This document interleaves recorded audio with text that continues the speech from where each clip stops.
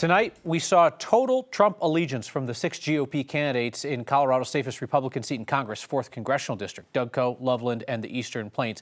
Here along with my co-moderator, Marshall Zellinger. So all the candidates said that they would still vote for Trump, even though he's now a convicted felon. But only Congresswoman Lauren Boebert stood by trying to overturn the 2020 election to keep Trump in power. Boebert is well known and has a huge cash advantage. It was clear the other candidates view her as the frontrunner. We asked Boebert if she risks making a second safe Republican seat competitive. She nearly lost her current seat before moving across the state to run for a new one.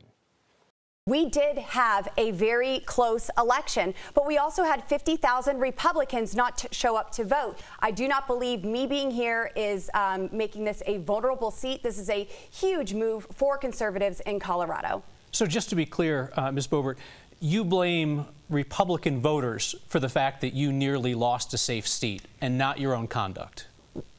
When 50,000 Republican voters do not show up and think that their vote does not matter, that does make an impact on elections. I do think it is vulnerable. I think the day of that will never happen in Colorado is long gone. And I think it's time that we have someone in this seat, which is one of the reasons why I'm running, where we can rebuild the party, where we can make it the big tent again. We can invite people to join us, and we can persuade our neighbors that we don't see them as the enemy.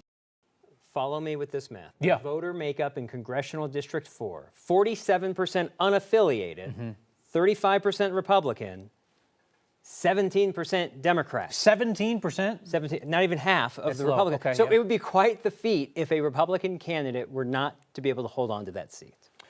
So Boebert's seen as the favorite, right? And no surprise that when it came time for the candidates to be able to ask each other some direct questions, she got some pretty critical ones, like when Republican State Representative Richard Holtorf asked Boebert about her success, or lack thereof, in Congress. How many bills did you prime sponsor in the U.S. Congress that actually were signed by the President of the United States? One of my favorite pieces of legislation that has been signed into law is my Pueblo Jobs Act that creates at least 1,000 jobs in Pueblo, Colorado. But there are also many other pieces of legislation that I've passed through the House. And It doesn't also, matter if it's passed through the House. If the President doesn't sign it, we are in divided ma'am, government, and I'm not going then to it compromise doesn't my get principles passed. to just pass a bill That's time. that Thank does you very not much. honor. Thank you. I would give you one more opportunity if you would like to answer his question, which is the number of bills you've prime sponsored that have been signed by the president.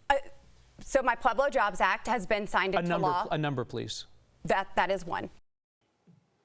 That is one. I give her credit, though, that the word choice where she's like, my favorite one is, right? And that's true, because if there's only one, then it would necessarily be her favorite.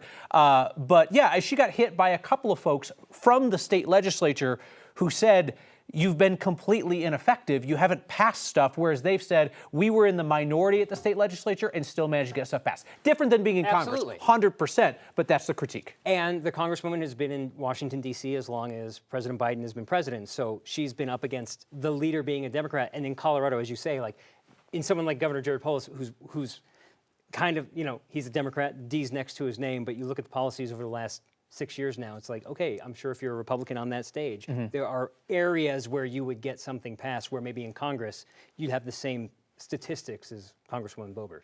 Most of the candidates on stage tonight support Trump's plan for a mass deportation of more than 10 million people in this country illegally.